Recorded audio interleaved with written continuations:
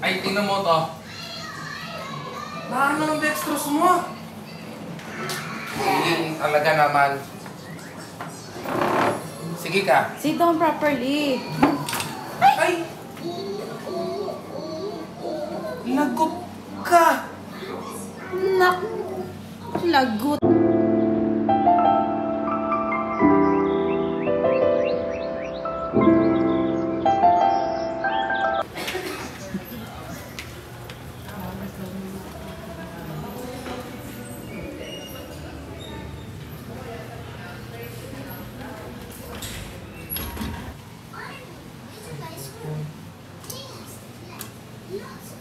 Tigan.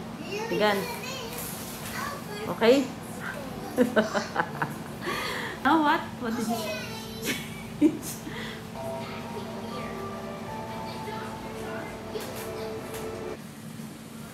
Okay, story time. Yummy? My son experienced a cough and cold initially, but like it took almost 2 weeks na on and off yung ubo niya and sipon. Then, the next following week, pina-check up ko siya sa pedia na dahil may kasama ng lagnat.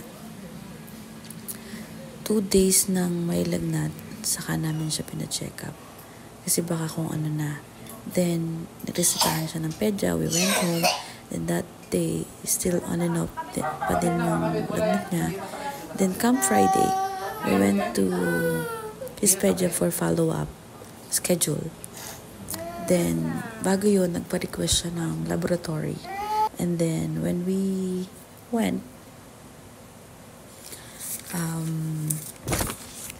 nagtataka yung pedya niya kung bakit. Anong problema? Bakit meron pa rin siyang lagnat? Ay, tingnan mo Bakit to. on and off pa din? Bakit di pa din siya gumagaling? Hindi talaga naman. Sabi niya, kahit on and off, Sige ka. Sit down properly. counted pa rin daw yun. Ay! Lagot ka! Nak! Lagot. Ay, hindi. Ito po yung tufok eh. Na ano lang. Tape ka mo. Sige, tatawag ako. Tumawag ka. So, that's when the pedia decided na magpa-confine na lang muna siya. And it took a day or 2 bago nag-request ng another laboratory. Nag-positive siya sa salmonella. Kaya na-diagnose siya ng typhoid fever. So, siguro doon niya nakuha sa pagligo niya sa batya. Kasi hindi lang naman siya nasa batya. Tatayo siya, then lalakad, then may kukunin, then babalik siya sa batya. Ang tendency, dumudumi yung tubig sa batya dahil sa maduming paa niya. It took 4 days bago kami na-discharge.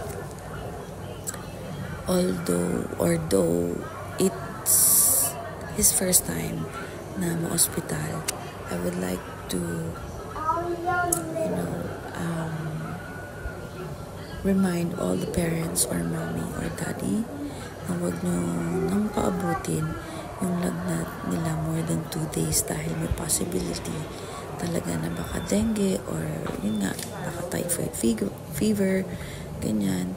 And as for cough and cold, if they catched it, make sure na wag nang palalain yung ubo or sipon ng bata.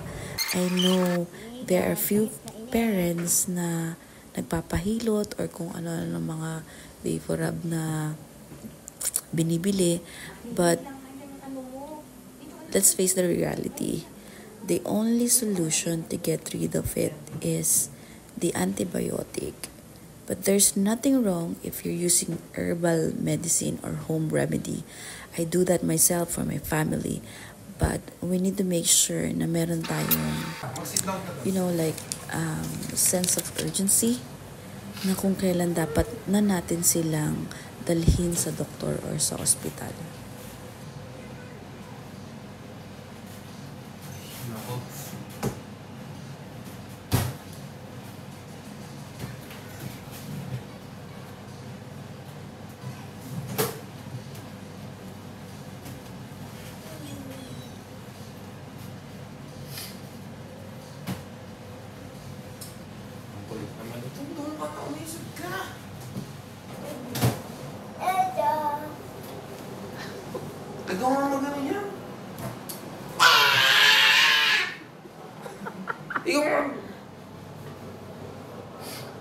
Vegan. Ang kulit. Baka ba? Oh. Ano yun?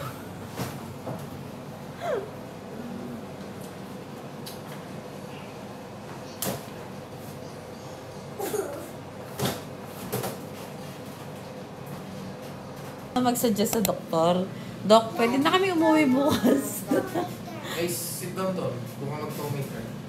Hindi ko si table.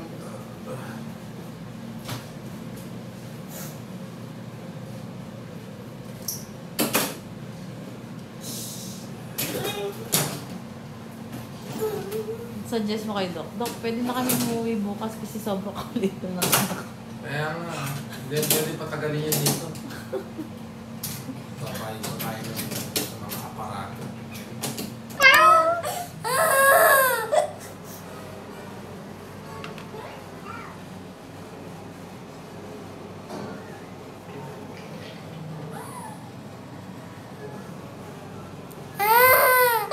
Gan, happy? Happy? You want to go back to the hospital? You are hospital.